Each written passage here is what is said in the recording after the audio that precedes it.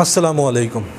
आलमी मरकज़ी खानका तारिक जहांगीरी इंटरनेशनल पाकिस्तान की जानिब से मैं मियां हुजूर का साहबजादा और ख़लीफ़ा हकीम शारिक अहमद तारिक तारिकी जहांगीरी आज आपकी खिदमत में एक बार फिर हाज़िर हूँ।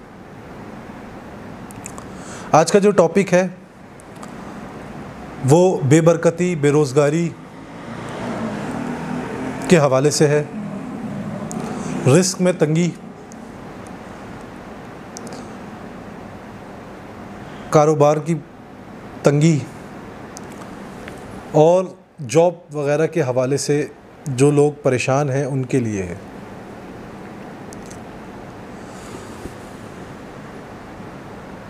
अगर कोई शख्स इस परेशानी में मुब्तला है और रोज़ी रोज़गार की तरफ से परेशान है या रिस्क में बेबरकती है, तो उन अहबाब को चाहिए कि उनके घर में जो भी खाना बनाए, चाहे उनकी वालदा हो, उनकी वाइफ हो, उनकी बहन हो, तो उनको चाहिए कि जब वो आटा गूंदे तो आटा गूंदते वक्त बिस्मिल्लाहिर्रहमानिर्रहीम की कसरत करनी है। इसको अपने विर्द में रखना है। अच्छा, जब ये आटा गूंद लिया जाए और जब रोटी बनाई जाए और सालन तैयार किया जाए तो उसके दौरान दुरूद शरीफ की कसरत करें।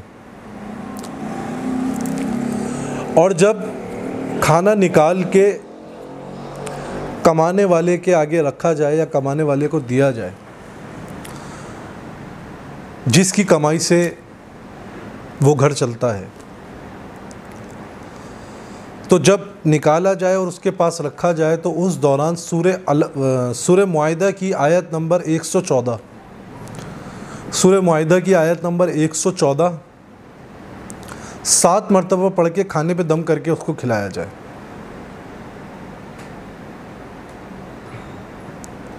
और जो ये शख्स कमाता हो और उसकी कमाई से घर चलता हो और जो खाना बना के लाए और जब उसके सामने ला दिया जाए तो वो शख्स 3 मरतबा सूरह अलम नशरा पढ़ के खाने पे दम करके फिर खाए, रोज़ी और रिस्क की कुशादगी की नीयत से।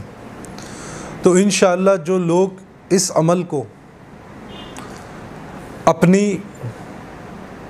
रोज़मर्रा रूटीन में ले आएंगे और पूरी पाबंदी के साथ, कामिल यकीनी के साथ इस अमल को करेंगे, तो इंशाअल्लाह अल्लाह रब्बुल इज़्ज़त की ज़ात से पूरी उम्मीद है बहुत जो है वो लाजवाब अमल है ये, कि अल्लाह रब्बुल इज़्ज़त उस घर में कभी भी जो है वो फाका कशी की नौबत नहीं लाता, कभी उस घर में रोज़ी रिस्क की परेशानी नहीं होती। अल्लाह ताला गैब से मदद फरमाता है।